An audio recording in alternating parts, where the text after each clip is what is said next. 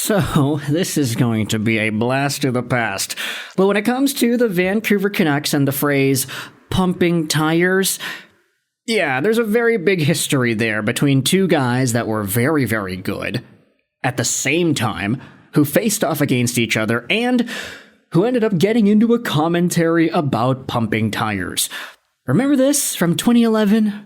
Roberto Luongo says, "I've been pumping Tim Thomas's tires ever since the Stanley Cup Finals started, and I haven't heard one nice thing he had to say about me." Then Thomas responded saying, "Yeah, I didn't realize it was my job to pump his tires." Anyways, all tire pumping references aside, sorry, I just had to get that in there. Today we're talking about pumping tires in 2025. Because now, there was an article published by Steve Ewan on The Province that dives into Vancouver Canucks forward Evander Kane pumping the tires of Elias Pettersson. Yeah, I'm so sorry. I had to get the pumping tires thing in there. It was too funny to me. But let's dive into Vancouver Canucks forward Evander Kane and some of the comments he made about EP40. I always love listening to Evander Kane. Say what you want about his on-ice antics, say what you want about the penalties he takes, say what you want about his history, his problems in the past, and what have you, but this is a very well-spoken dude when a microphone is put in front of him in the media. So, let's dive into what he has to say about Elias Pettersson, because there are some very insightful comments here from the man himself. Kane will get a crack to compliment Elias Pettersson on the ice soon enough. For now, it's about complimenting him verbally. Kane and Pettersson were among the 17 Vancouver Canucks skaters who took part in an informal skate Wednesday last week at UBC, prepping for the opening of training camp on September 18th in Penticton. Kane lauded Pettersson's bit of a new look, quote-unquote, and slightly different attitude, and talked about how success for Vancouver's forward group starts with him, and it's going to be on everybody to help him out and produce offensively. Now, that's kind of careful. Obviously, Elias Pettersson should be the straw that stirs the drink on Vancouver's forward core. But Evander's being quite reserved and saying, yeah, it's up to us around him to give him that support and allow him to play his best game. Pettersson was, of course, a central character in last season's Canucks soap opera. We are not going to go out there and expand on that anymore. He said he wants revenge. This is going to be the angle we're going to dive into here. Kane says that Pettersson is a guy who obviously skates really well. He's able to handle the puck through the neutral zone, and he has great speed. I've played with a couple of guys like that in my career, and I think it's imperative to help them create space through the neutral zone off the rush, and at the same time, let their attributes make yours even better. Getting open, finding the right spot to get the puck, reading off of them. These are all things that I think a lot of Canucks fans have seen out of Pettersson throughout the course of the offseason. I mean, the video that his trainer went out there and posted of Pettersson just sliding down the ice, pitter-pattering, going through the cones, and just doing his thing. He's looking good, he's looking confident, he's looking in control of his body once again. I think the biggest complaint that a lot of Canucks fans had throughout 24-25, I mean, okay, there were like multiple, but essentially he wasn't that good. Why wasn't he that good? He wasn't shooting, he wasn't moving, he'd take the puck on the power play and just stand there, look at the net for a 2, 3, 4 second split, and then just quickly pass it back off to Quinn Hughes. The guy just refused to activate. But now we're seeing in the summer, Elias Pettersson has started to get that gear back into his game here. Maybe the marriage really did help him out mentally. Yeah, Elias Pettersson got married over the summer, and it was, oddly enough, a bigger story than I expected it to be. But this guy, hopefully that bump ends up giving him a really big boost mentally. He's comfortable, he's confident, as long as he's feeling good about himself. That's when Elias Pettersson plays the best. And Evander Kane is talking about how he needs to be able to help these guys create space through the neutral zone. That is absolutely the case here. You know why Andrei Kuzmenko was so good with Elias Pettersson back in the day?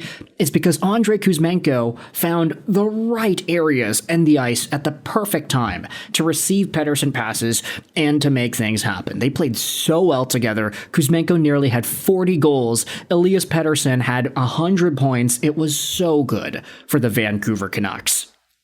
Let's go back over onto the article and read the rest of these Kane comments. Kane did play about a third of his 5-on-5 minutes during his 3 regular seasons with the Oilers on a line with Connor McDavid, who certainly fits the above attributes scouting report. Vancouver's top 6 forward pack looks set: Pettersson, Kane, Jake DeBrusk-Besser, Garland, Hedl. So it's easy to suggest Kane will get a crack to play with Pettersson at some point or another. You do wonder if the McDavid experience could help them mesh quickly. Kane's a bigger body who plays an edgy game and goes to the high-traffic areas. You obviously want to play with best players available as much as possible, Kane said. I anticipate that's probably going to happen at some point.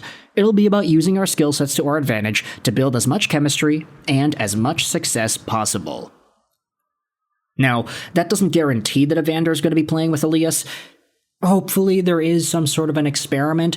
I mean, we have seen what hard-nosed net front presence guys can do with a top-tier center. Hyman and McDavid, Kane and McDavid. As we had said, Andrei Kuzmenko did very well with Pettersson because Kuzmenko was just such a dirty areas type of guy, even though you wouldn't necessarily think it. He's not a big physical brute force. He's just a kind of quick-footed Russian dude that just had the perfect mindset and mentality to mesh with Elias Pettersson. If Evander Kane can bring that sort of element too, then I can't see why Elias Pettersson and Kane could get some chemistry in the same way that Pettersson and, let's say, Höglander got chemistry over the years. I do honestly think there is some room for cautious optimism here. Kane does have a ceiling. So does DeBrusk, so does Besser and Garland. But then some of these guys on the third line do too. Niels Höglander, proven top goal scorer in years past. Kiefer Sherwood, an underrated 20-goal guy who got a boatload of hits. And then Aatu Räty is the center centering them, who happens to be very young and wanting to prove himself. So, I don't know, man. Just thinking about it holistically, I do think there is an opportunity for Vancouver to provide some pretty good offense throughout the course of their forward core, not just relying on Pettersson, Hughes, and Evander Kane, I guess, to get things done. If Pettersson and Brock can get chemistry going on again, then that would ultimately be so amazing. We would need that to reignite Vancouver love for this hockey team one more time. Pettersson and Besser, the best of buds, who were so good together in the 2010s and the JT Miller Lotto 649 line. If they get Kane or DeBrusk going off too, that can be a pretty good line combo. The article dives into the Evander Kane story. He's coming over to Vancouver. He's got some question marks. He played 16 minutes a night in the Oilers' run to the Stanley Cup Finals last year, but missed the entire regular season. The Oilers moved him to Vancouver for a draft pick, yada yada yada.